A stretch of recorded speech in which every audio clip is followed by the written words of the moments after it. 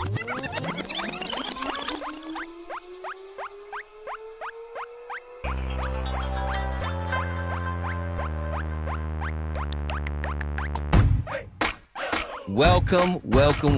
to the Veterans Growing America podcast. I am Coach R.L. Simmons. I am here with my illustrious co-host, Donnell Johns. We have another very special guest for you today. We have Mr. Alfranda Durr. He is the CEO of ALD Associates, and he is an Army veteran. Welcome to the show, sir. Thank you so much, and it's an honor and pleasure to be here. So, Al. Yes, Sergeant Major. We go way back. I know we do.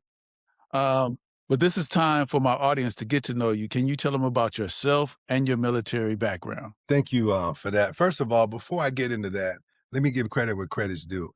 Sergeant Major Donnell Johns, I want to acknowledge all the work that you've done since your retirement, but I don't want to bypass your service, your very highly decorated service, but I want you to know that you are giving hope and opportunity and optimism to those who are leaving the military and transitioning. And I want to thank you for that. And that's why I definitely want to be in your corner. I'll tell stories a little bit later about you.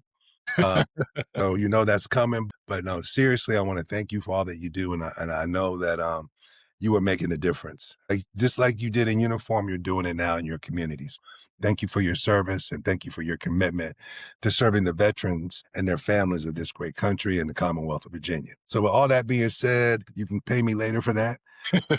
My name's Al Durr. I'm the CEO of ALD Associates, 28-year military veteran. Had the opportunity to serve in the National Guard in the state of Washington for a number of years. Prior to coming to D.C., I was what they called a traditional soldier, where I worked a full-time job and did some work 1 week in a month and 2 weeks in the summer. It wasn't until 9/11 had happened that I felt a commitment to come back and serve on a full-time basis. And in doing so, I was the head of recruiting and retention for the state of Washington. I actually served as an OSM manager and worked on some, I don't know if I can say this word, DEI efforts to diversify the force and really build a very highly competitive and highly competent organization. A general from DC, General Drew Cleckley, saw my talent and said, I want you to come work for me. And that was in 2004. I retired from the Army National Guard in 2013 after holding national positions as the EO Diversity Officer, Chief of Sexual Assault Prevention and Response, Suicide Prevention, Substance Abuse, and then back to EEO.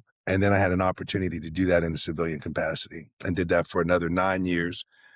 With my career culminating as the head of officer accessions for the Army National Guard.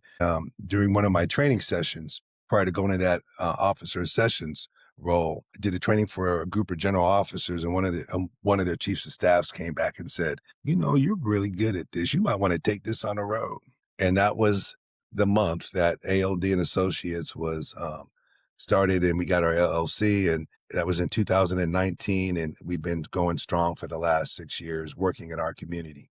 And just for our value proposition, our mantra is making talented teams better. So that was an elevator pitch, but it was like a skyscraper. We're good. Yeah, that's good. Let's dive a little bit deeper into that that influence into entrepreneurship. Tell us a little bit more about, what in service really led you into entrepreneurship. One of the things the Army or the military, I'll make it general, I spoke Army because that's my branch of service, is I really learned how to, I guess uniform taught me discipline, right? But entrepreneurship taught me direction. And those two work hand in hand. So for a large part of my 28 years of service, I had an opportunity to work at a very high level, retired as a lieutenant colonel, but served on general office and staff, and saw how decisions were being made. And for me, it was an opportunity to really share with people who were my mentees or people, even my peers, about how to make strategic decisions and how to engage,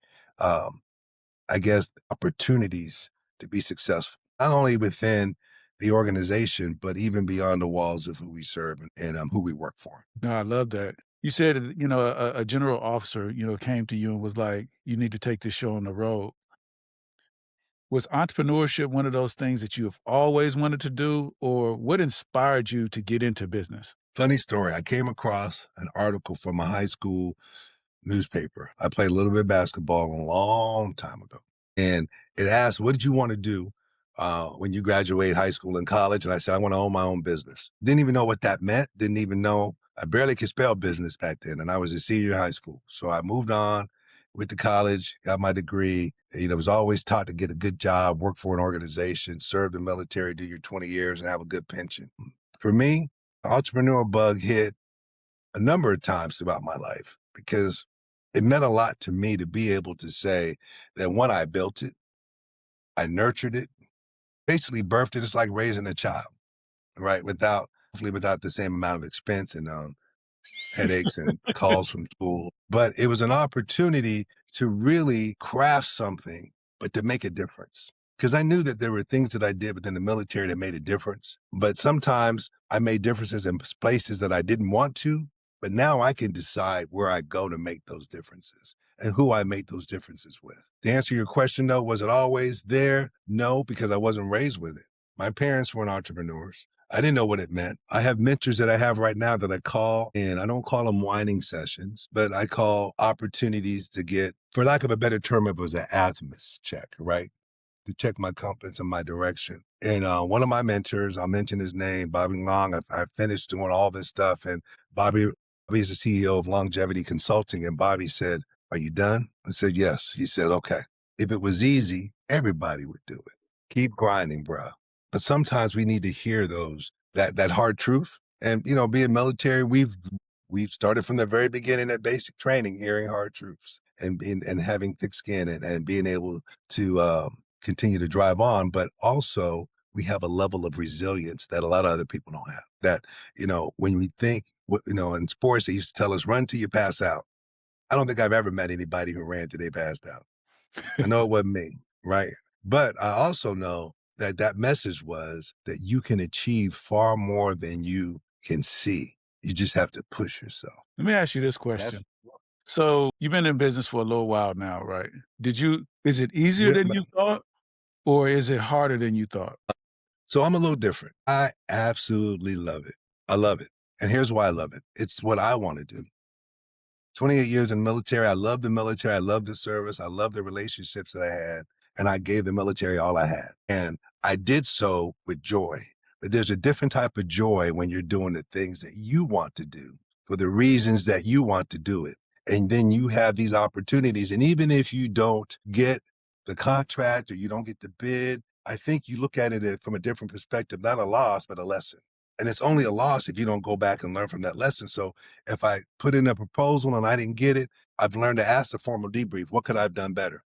I do the 20 push-ups, back at basic training. What could I do better? Joe Sargent said, while you're doing 20 push-ups, think about what you can do better, right? That's where we were conditioned to believe that when you get passed over for a promotion. We've all had disappointments, but the military has taught us how to, one, ask the questions and how to respond, right? And then we may not ever get the total solution right, but the ultimate goal is to get better. Absolutely. No, I love that. Hey, let's talk a little bit about the business. Let's talk about ALD and Associates. Tell us a little bit about the business and its unique business proposition. So ALD and Associates has evolved more than I would like to admit to that, because when we first came out, we did that thing that those 3 letters that we don't really talk about anymore. We did a lot of that, but we also infused that with leadership development, workforce development. We looked at strategic planning. We looked at opportunities to address conflict resolution, and we just wanted to help organizations reach their full potential. So our first clients, believe it or not, I did some work out of Massachusetts, Mass General Brigham, partnered with another consultant.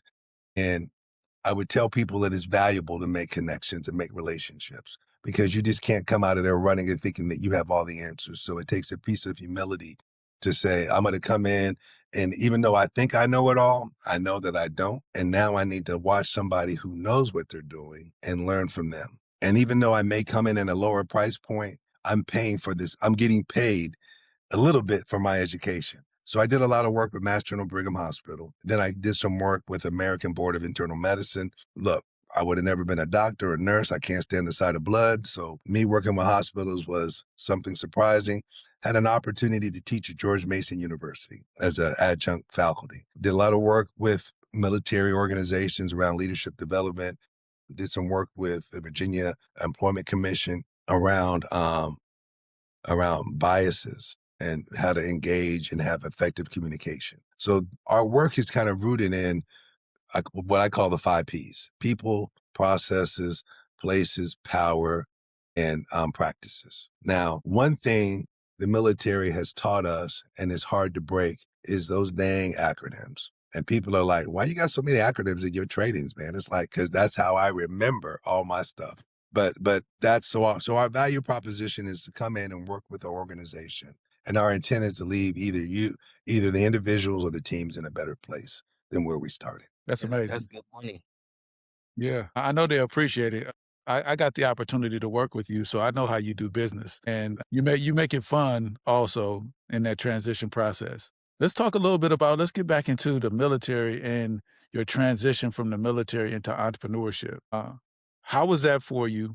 What did you learn, and how do you translate that to the business world? So, great question. Before I left the military, well, I was fortunate. They wanted me to They didn't want me to retire, but there's a thing called MRD, right? So mandatory. I had to leave. So they converted my position from a '05 to GS-14. I was very fortunate. I mean, it was like I walked in one day on a Friday, I had a uniform on, and Monday I came back in a suit and tie. Same office, Yeah. same everything. Did that for a number of years. That was a blessing. But then I transitioned from that office to the recruiting office. And one of the things that I thought about was there's not enough work right now because the year I started my business was the COVID year. So thank goodness I didn't totally quit and walk out that door, or I'd have been hungry. I'd probably my suits would probably fit better today. But anyway, I would say that transition taught me to be strategic. They took me back to my uniform days and said, when we have to understand the enemy and the enemy's capabilities, right? Do they have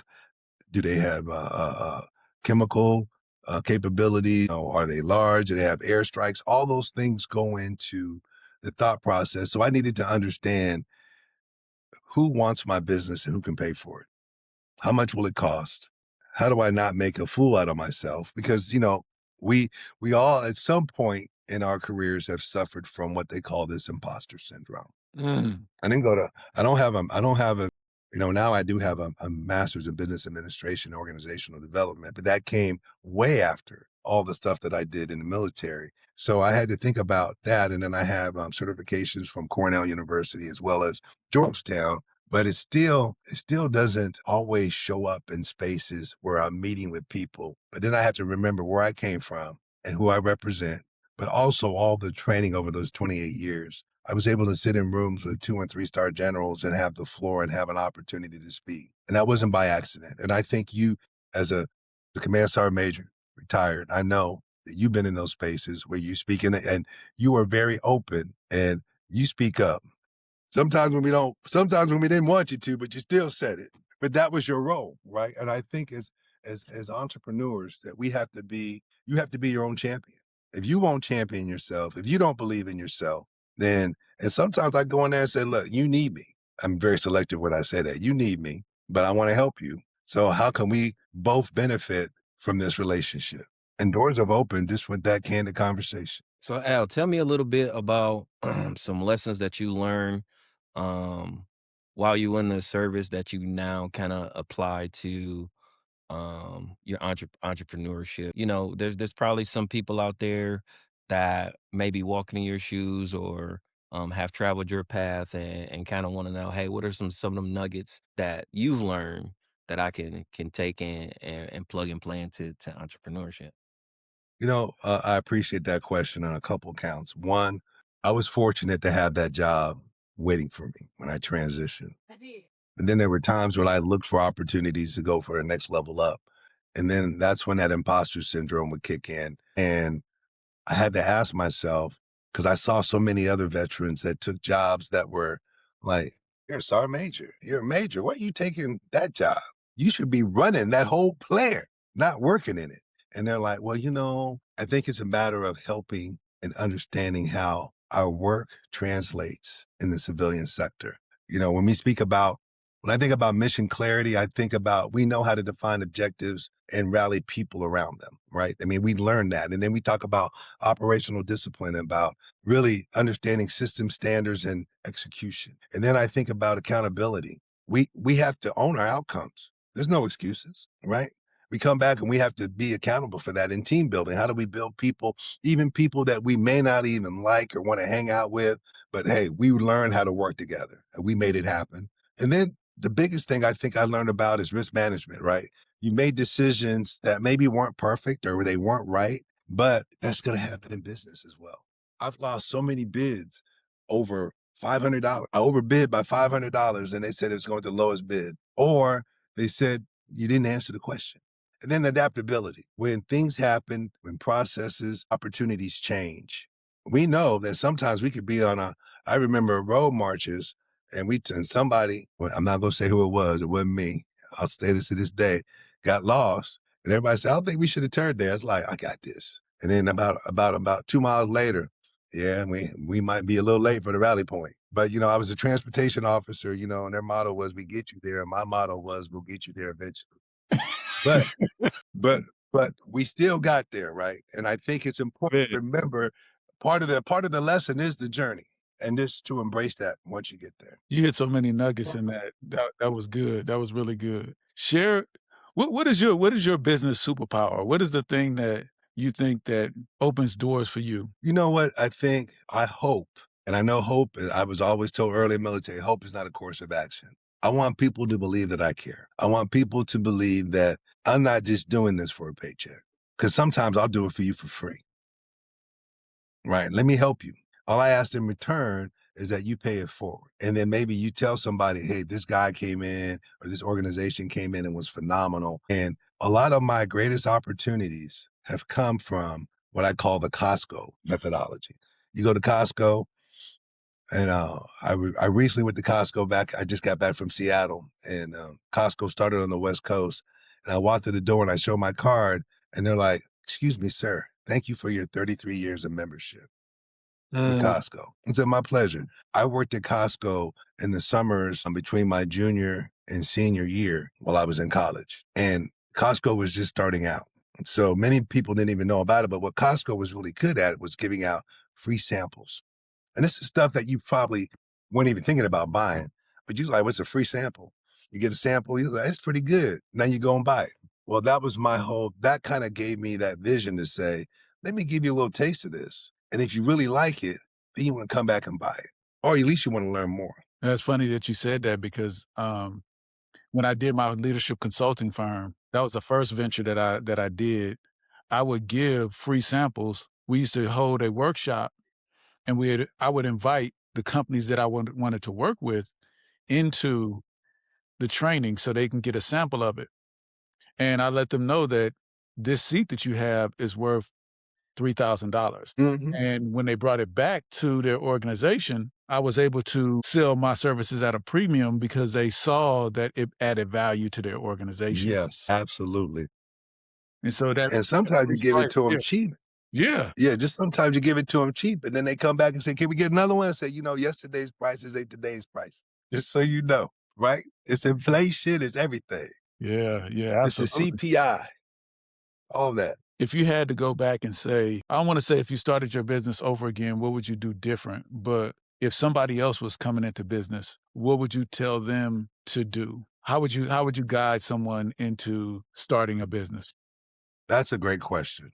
Let me think about that for a second. That is really good because what I would tell people is this. We get so caught up on the concept of perfection.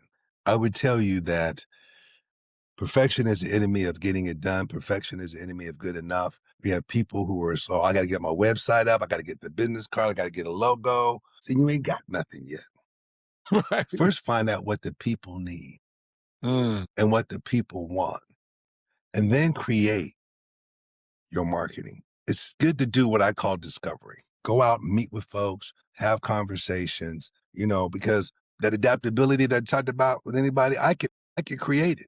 I just need to understand it. But the most important, I need to feel it, because if I feel it, then I can come back with real raw emotions and have these conversations with you and say, have you thought about this and that? Because in 28 years of military service, and even, I don't care if you only did 4 or 5 or 6 years, you still understand what passion and commitment represent. And I think that when you think about a website, first of all, when I grew up, we didn't have it. I mean, we didn't have internet. I'm gonna go ahead and tell my age.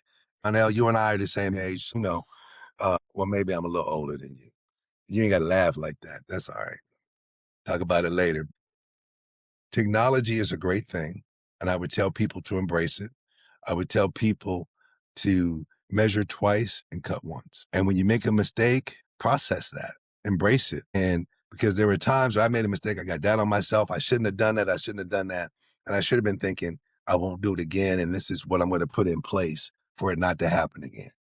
These are my safety, these are my safety measures and my checks and balances that I'm going to put in place so it doesn't happen again. And if it happens again, then I need to do better risk measures to say that it doesn't happen again. But you just have to get out there and you have to meet with people. I love what I do. My wife and I, we had a conversation today. She says, you spend 8 to 9 hours down here. I said, I love what I do. I love you too, but I love what I do. I love her very much. But anyway, but I do. I love making a difference. I love making a difference, and I love seeing people win.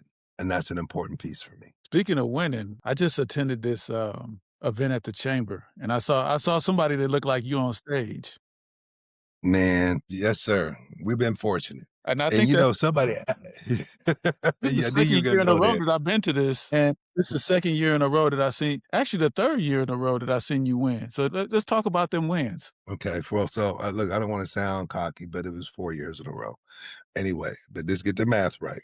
So, but we've been very fortunate. Here's what I would say, that the first year was a People's Choice Award, and we were new. We were engaged in the community. We did a lot of free stuff. So I'm happy all those folks had internet. The next year was the small business, and then the next year was the veteran-owned business, and this year was community service. When I talk about commitment and caring, I think that's where that resonates. I'm committed to giving 10% back of all our revenue back to the community. That's a must. And I do so in different ways. Some of it could be in-kind services. Some of it's donations, whether it's ACTS, whether it's the Northern Virginia food organizations. It's important to give back. And I think that there's an old scripture that was much is given, much is required. And I hold that heart. I tell my wife, I got to do this, right? So we've been very fortunate with that. But I'm not the only one winning stuff, because I went to a Northern Virginia Black Chamber thing and somebody else walked out of there with a trophy. But you didn't talk about that. But, It's not about me. Congratulations to you. Thank you, sir. Yes, congratulations to you as well. And I think, we don't do it for those things. It's nice to be acknowledged. I would ask them not to nominate me anymore for a while. And that's why this year I did a sponsorship for one of the awards. And I hope that we start a trend that if you win it that year, then the following year, when I presented that veteran-owned business award, I asked them, the expectation now has been set that you will sponsor next year's award, because I think it's all about giving back. And it's about, we have a concept in the ALD world is we have a village. We have strategic partners. I can't do this by myself. I have a lot of people who may not be employees, but they're my partners. They're members of the village. So if I bill for something, or they get an opportunity and they need my help, I'll be there to help them. And they said, Al, I can't pay you what you normally make. Doesn't matter. I'll still do it for you, because it's going to help the village. And by helping the village, when everyone in the village can eat, then we all can win. I love that. And you certainly do it. I see the fruits of your labor within the community. We appreciate that. I'm going to turn the tables on VGA a little bit, and let's talk a little bit about Veterans Growing America and why you support the work that we do. Let me tell you something. My wife wants to be an entrepreneur. She's brilliant. And she has a product called Nula. So if you play this, honey, Robin, I gave you a plug. And there was one holiday season where she was frustrated, didn't know how she could move her product. And there was a place called Veterans Growing America. And you all had a special, and you allowed us to bring her products there and gave her a space that she could be seen. And she was able to sell out. And to me, that spoke volumes to the commitment that Veterans Grow in America, you provide a platform, a space that entrepreneurs can grow and develop. And I think you may not be around to see the full fruits of your labor, but I would not be surprised if a multi-million-dollar company came out of Veterans Grow in America because you gave them that space. So I commend you for that. I said that earlier. I meant every word of it, that when I come up there, if I'm up there, I don't get up to that side of the outside where all the rich folks are as often as I would like. But when I'm over there and I'm with people, I hope you can attest to this, I make Absolutely. sure I bring them to your spot because one, I want them to see it, but two, I'm proud of you. Thank you. No, thank you. Thank you for all of your support and the stuff that you've done for us, and the opportunities that you've given other men. We've done you sponsored a men's empowerment event at Veterans Growing America where we brought men together to fellowship, to learn, to grow. And it was awesome. And the thing that I loved most about it is when I called you, you was like, let's make it happen. And you invited everybody that you knew to the event. And so thank you for that. And thank you for your support. Cool. And I want to ask, someone in your family is higher ranking than you, not your wife, but it's your, My somebody. son, Yeah. What is he like? A second lieutenant? second lieutenant. All right. Tell him, he did the right thing. Yeah, I'm super I proud. love my NCO Corps. I don't want to get in trouble with the NCO Corps, but hey, I'm proud of him. So tell him that's awesome. Yeah, I'm super proud of him. Meant everything to me to render the salute to him for the Cool. first time. That was like passing the torch. While he was in training, he volunteered and became the student first sergeant. Oh, And when wow. the coolest part was hearing from the other students, telling me that he was the best first sergeant that they had Mm. throughout the entire time, and they wasn't blowing smoke. You could tell that they were genuine about what they said. Hmm. So I'm super proud of him, and he loves it. I'm happy that he loves it. Okay. I heard a little froggy. I thought you were about to get emotional, but it's all good. I like this boy. Your boy gonna cry on the podcast. If he did, your boy would have just, my man, the coach would have just took it out. He would have got rid of it. Yeah, let me cut that part out real quick. Yeah. Can't have my man's on here like that. Good stuff. Good I stuff. love that. Well, Al, before we close the show out, I definitely want to give you the floor, and let the people know how you feel and drop some nuggets of wisdom. I guess I go back to this story because it's one that I'm going to make sure I don't cry on this one and get emotional. I was an adjunct at George Mason. Prior to doing that, I had a chance to go and be a guest speaker. Talked about my story and, talked about military service, and it was all good stuff. And, I did play basketball in college. I ran track. I had a great college experience. The 28 years in military, worked in the juvenile justice system. And I finished my lecture like 15 minutes early. And I didn't want to be that instructor to let everybody leave early. So I asked them. So I said, let's have an AMA moment. And AMA moment is ask me anything. So the first question obviously was, did you think about the NBA? I said, yes, I did, but the NBA didn't think about me. Next question. And then we went around and someone said, did you, when your military service, did you ever go out in the field, shoot weapons, of course? And then I told them about my wife, nurse practitioner. Okay, yep, yes, she is. Yep. She's much smarter than I am. Got it. And I said, okay, I burned 10 minutes. I'm good. I said, I'll take one more question. And the last question hit me at the core. And it said, what is your biggest regret in life? And I knew right away. And I would say that my biggest regret in life was listening to the people that told me that I couldn't, because sometimes I believe it. So as you walk into this space of entrepreneurship, I would ask you to regulate who and what you listen to. I would ask you to treat your mind as if you treat what you put in your mouth. You need the same nutrition in your brain. Surround yourself with people who are there to promote your flame, not to put it out. And I would ask you to if and when, because there'll be times where you find moments of weakness, go to a place where you can get support. Go to the place where great things are happening. I enjoy coming into Veterans Grow in America because I see that spirit all through there. And I see all the vendors and I see the good quality stuff that's going on. So I would say as an entrepreneur that resiliency is not an individual characteristic, it's a team sport. And that those who are resilient have the ability to seek help and get support from their village. So understand who you are and understand that we're better together. And that's my last thing. They knocked it out the park right there. You already see me taking notes. All right. So next time I got my keynote speak, let me last two lines. Truly appreciate it. Before we get out of here, how do people get a hold of you? Socials and website and all that good stuff. Okay, thanks for asking the question. So people can make contact with me by hitting me up on LinkedIn at Alfranda Alder, excuse me. I'm the only one, the only parent that had that sense of humor. So Alfranda Alder. You can also hit me up on Instagram at ALD_associates. And then I'm also on Facebook at Alfranda Durr on Facebook. And also, if they want to email us, if they want any information, you can email us at info@ALD. Thanks for sharing that. Truly appreciate it. Mhm. Now, how can people continue to support Veterans Growing America? So I think that they could support us by supporting you, and tell them a little bit about what you do. Let's start there. Yes. Hey, we got the same ringer. I thought that was me. Okay, go ahead. The offender this time. There you go. I thought I turned it off. I told my wife don't call me. All good. We got a short time, but definitely, I am Coach R.L. Simmons, the Money Goat, and I help people simplify finances. So what we do is we bring the language to remove that barrier between people in the next level in their finances. Whether you want to talk about life insurance, investing, estate planning, simply just mindset reset, we simplify those things for you so you can get a hold of us at yourmoneygoat.com.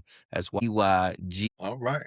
All right. And the way that you get in touch with Veterans Growing America and what we do, so we're an organization that spotlights our veteran and military spouse entrepreneurs like these two gentlemen, and we help them showcase and grow their business. If you're in the DC, Maryland, or Virginia area, stop out at our pop-up market. We're open 7 days a week from 12 to 6 p.m.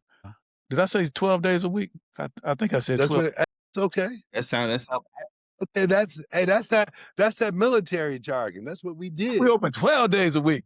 Yes. But you could also, if you want to support our community, we have a veteran business directory where you can find these gentlemen on there and come to our store or go online to our directory and shop, baby. Mhm. So, Mr. Durr, truly appreciate your presence, your knowledge, and thanks for sharing your time with us. Thank you. I'm humbled for the invite, and both of you, I wish you continued success. And I'm sure our paths will cross many, many more times. I hope to see you in the store next time I'm in there. And you said you have dividends to give out? Well, I got them. They just not coming from my pockets. Oh, okay. No. I got a cousin named Coca-Cola. He can hook you up. Okay, I appreciate that.